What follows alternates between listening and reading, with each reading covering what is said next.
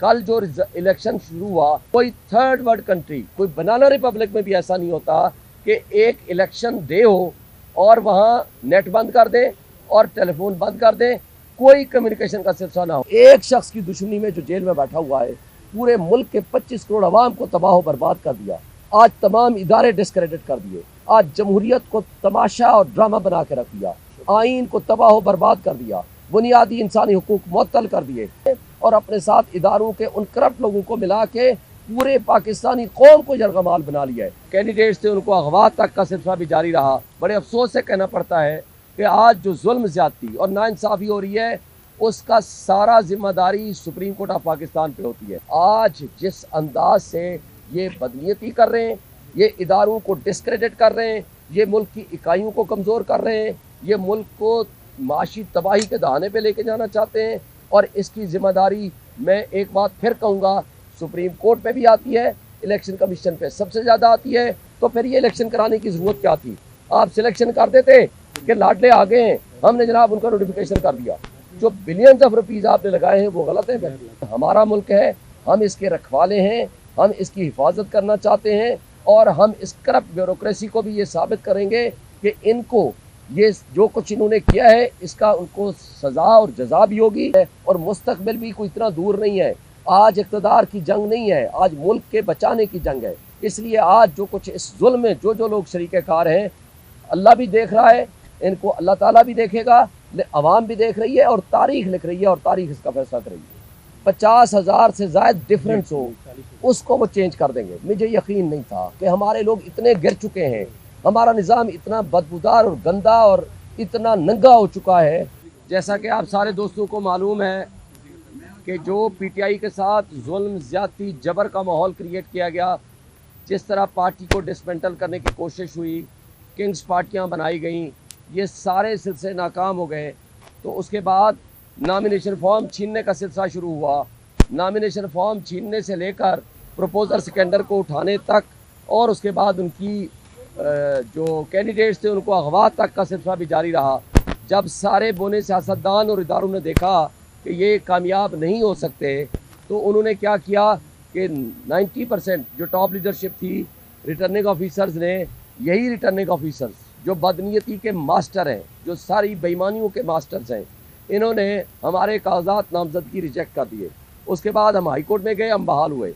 बहाल होने के बाद जब इनको नज़र आया कि फिर भी पीटीआई बड़ी लीड से जीतेगी, तो इन्होंने इलेक्शन कमीशन को सहूलतकारी के लिए इस्तेमाल किया और हमसे बल्ले का निशान छीन लिया।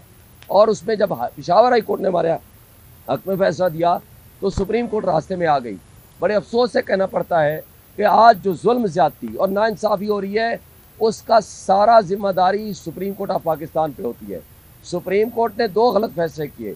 एक ये कि हमसे बल्ले का निशान छीन लिया, दूसरा ये कि रिटर्निंग ऑफिसर्स, वो जो रिटर्निंग ऑफिसर्स ब्यूरोक्रेसी से ताल्लुक़ रखते हैं, उनको नहीं होना चाहिए था as returning officer and DRO, judiciary से होना चाहिए था।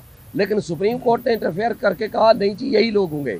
अब आपके सामने कल जो इलेक्शन शुरू हुआ, पाकिस्तान और दुनिया की, पाकिस्तान तो छोड़ें, आज तक ऐसा नहीं हुआ, दुनिया की तारीख में कभी ऐसा नहीं हुआ। कोई थर्ड वर्ल्ड कंट्री, कोई बनाना रिपब्लिक में भी ऐसा नहीं होता कि एक इलेक्शन डे हो और वहाँ नेट बंद कर दें और टेलीफोन बंद कर दें, कोई कम्युनिकेशन का सिलसिला ना हो। ये बदनीयती पे मबनी था और रात लेट नाइट जब खोला गया, हमारे सारे पाकिस्तान से जो हुआ वो सो हुआ, मैं बाद में बात करूँगा। आज जो मेरे साथ हुआ, रात जो इनके प्रिजाइडिंग ऑफिसर्स ने साइन शुदा ओरिजिनल, वो जो फॉर्म 45 होता है ओरिजिनल, वो साइन करके मुझे दे दिया, जिसके मुताबिक 50,000 की लीड से मैं जीता हुआ हूँ। मेरी लीड जो है वो 50,000 से ज़ायद है, जबकि मेरा जो मद्दे मुकाबिल है वो 40 से उसके टोटल वोट हैं, यानी उसके टोटल वोटों से भी मेरी लीड ज़्यादा है। तो उस 45 फॉर्म के मुताबिक जब हम जीत रहे थे तो हम रात को इधर आए, हमें 47 का फॉर्म दे। चूँकि 47 फॉर्म की 2 कंडीशन है, एक तो वो मेरी मौजूदगी में बनाते, दूसरा वो 45 फॉर्म के मुताबिक 47 बनता है जो कंसोलिडेट करते हैं रिजल्ट को। और मुझे पता चला तो उन्होंने कहा जी अभी थोड़ी देर में दे रहे हैं, बाहर स्क्रीन लगी हुई थी, स्क्रीन का जब पता चला तो 2-3 पोलिंग स्टेशन का ऐसा हुआ, जो मेरा रिजल्ट है वो तारिक को दे दिया, तारिक का रिजल्ट मेरे खाते में डाल दिया। मैं फौरी तौर पर आरओ को मिलने चला गया, उनको बताया कि ये आप फ्रॉड कर रहे हो।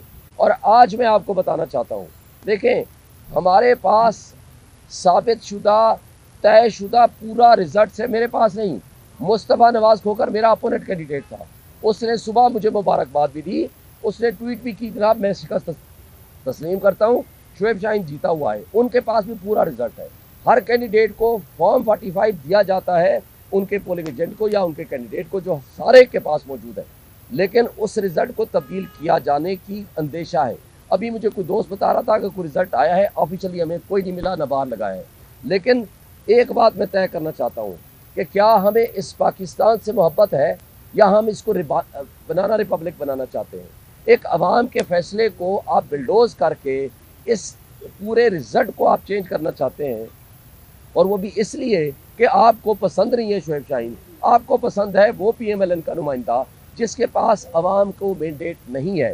पूरे इस्लामाबाद में आप दोस्त सारे साफ़ी हो माशाल्लाह, और आप सारे दोस्तों ने कल देखा एक पोलिंग स्टेशन भी शायद नहीं कह सकते, शायद कोई का दुका हो मुझे नहीं पता, जहां मैं तारिक फजल से पीछे हूं। हर पोलिंग स्टेशन पे ह्यूज डिफरेंस था, आधे से ज़्यादा का फ़र्क था, इवन देहातों में भी इससे ज़्यादा फ़र्क था। और तमाम पोलिंग स्टेशन का रिजल्ट हमारे पास मौजूद है, और रात को जा करके उन्होंने उसको एक्सेप्ट किया, किसी ने उसको रिजेक्ट नहीं किया, कोई ऑब्जेक्शन नहीं लगाया, किसी ने उस 45 फॉर्म को तब्दील नहीं किया, उस ये नहीं कहा कि ये गलत है, कोई किसी हवाले से कुछ नहीं हुआ। तो आज जिस अंदाज से ये बदनीयती कर रहे हैं, ये इदारों को डिस्क्रेडिट कर रहे हैं, ये मुल्क की इकाइयों को कमज़ोर कर रहे हैं, ये मुल्क को माशी तबाही के दहाने पे लेके जाना चाहते हैं, और इसकी ज़िम्मेदारी मैं एक बात फिर कहूँगा सुप्रीम कोर्ट पे भी आती है, इलेक्शन कमीशन पे सबसे ज़्यादा आती है। और ये ब्यूरोक्रेसी जिसने अपनी बदयांती पहले साबित कर दी थी जब हमारे नॉमिनेशन फॉर्म रिजेक्ट किए। आप मीडिया कुछ दोस्त गवाह हैं, नासिर भट्ट साहब बैठे हुए हैं और लोग गवाह हैं। मैं इनको साथ लेकर गया इसी रिटर्निंग अफसर के पास, मैंने इसको कहा था कि मुझे बताएं कि मेरे कागजात पे कोई ऑब्जेक्शन है तो मैं उसको रिमूव करने या उसका जवाब देने को तैयार हूँ। इनकी मौजूदगी में उसने कहा आप वो कैंडिडेट हो जिसका सारा रिकॉर्ड मुकम्मल है और कोई अब के ऊपर ऑब्जेक्शन नहीं है। रात के 12 बजे जब आया रिजल्ट तो पता चला ना मेरे नॉमिनेशन फॉर्म रिजेक्ट हो चुके हैं। जिसकी बदनीयती प्रूवन हो, जिसकी बेईमानी प्रूवन हो, मुझे बताएं अगर वो ये तर्ज अमल अडॉप्ट करेगा तो मुझे बताएं कोई एहतसाब का निज़ाम नहीं है क्या, हमारे मुल्क में आइन नहीं है क्या, हमारे मुल्क में आवाम को फैसला करने का अख्तियार नहीं है, तो फिर ये इलेक्शन कराने की ज़रूरत क्या थी।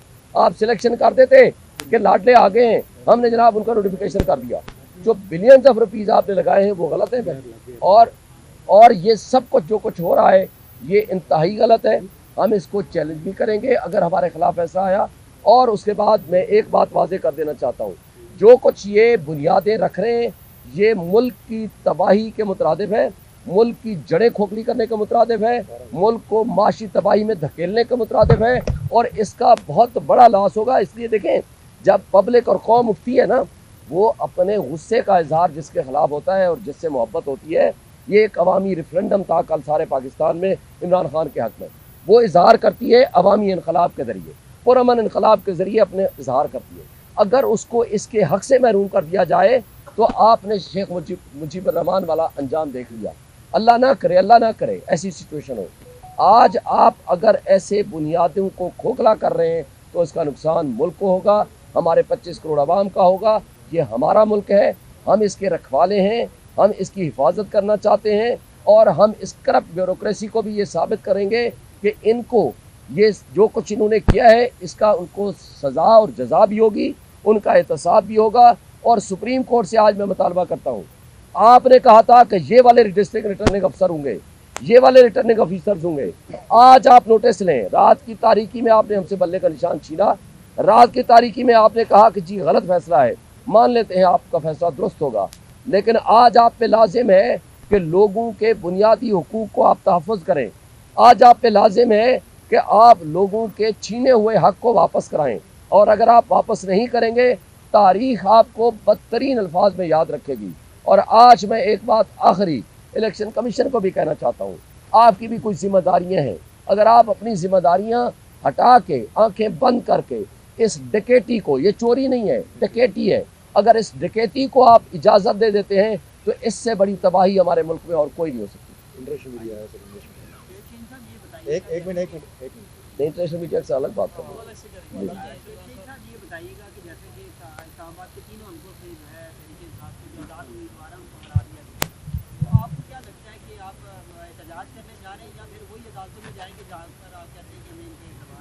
देखिए, हम दोनों तरीके अडॉप्ट करेंगे, इसके अंदर हम अपनी पॉलिसी डिसीजन लेंगे और कंसल्टेशन के साथ मुशावरत के बाद आपको ज़रूर बताएंगे। लीगल तो हमने करना ही करना है, हम पाकिस्तान की अदालतों में ही हम लीगल तरीका कर लेंगे, लेकिन पाकिस्तान की अदालतें अगर अपने आप को एक्सपोज करके आवाम के सामने, पब्लिक के सामने, पूरी इंटरनेशनल मीडिया के सामने डिस्क्रेडिट होना चाहते हैं तो ये उनका अपना चॉइस होगा और दुनिया उनको जिस अंदाज और जिस अल्फाज से याद रखेगी वो भी तारीख़ का हिस्सा होंगे।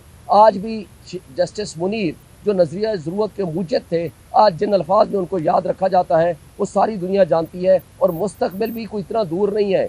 आज इक़्तिदार की जंग नहीं है, आज मुल्क के बचाने की जंग है। इसलिए आज जो कुछ इस जुल्म में जो लोग शरीक कार हैं, अल्लाह भी देख रहा है, इनको अल्लाह ताला भी देखेगा, अवाम भी देख रही है और तारीख़ लिख रही है और तारीख़ इसका फैसला करेगी।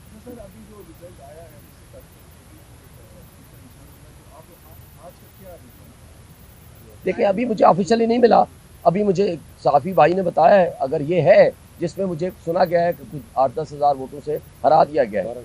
अगर आप रात 11 बजे का रिज़ल्ट आया हुआ है, सारा इनके पास मौजूद है, मेरे पास भी सारा रिज़ल्ट मौजूद है। जो लीगल कोर्स है या जो अदरवाइज़ लाहेअमल है, हम उसको बनाएंगे और इनको इंशाअल्लाह डिस्क्रेडिट भी करेंगे, इनके खिलाफ एक्शन भी लेंगे, इनकी बदनीयती भी सारी पब्लिक कौम के सामने भी लाएंगे और इनके खिलाफ जो लीगल एक्शन होगा वो भी कराएंगे। सर, आखिरी बात कमेंट कर दें, कितना दुख है, मैं आपको बड़ी ईमानदारी से बता रहा हूँ कि ये जो वोट है, रिजल्ट जो मैंने आपको बताया है, दुख कितना है, उम्मीद थी कि ये हो जाएगा 86,000 वोट।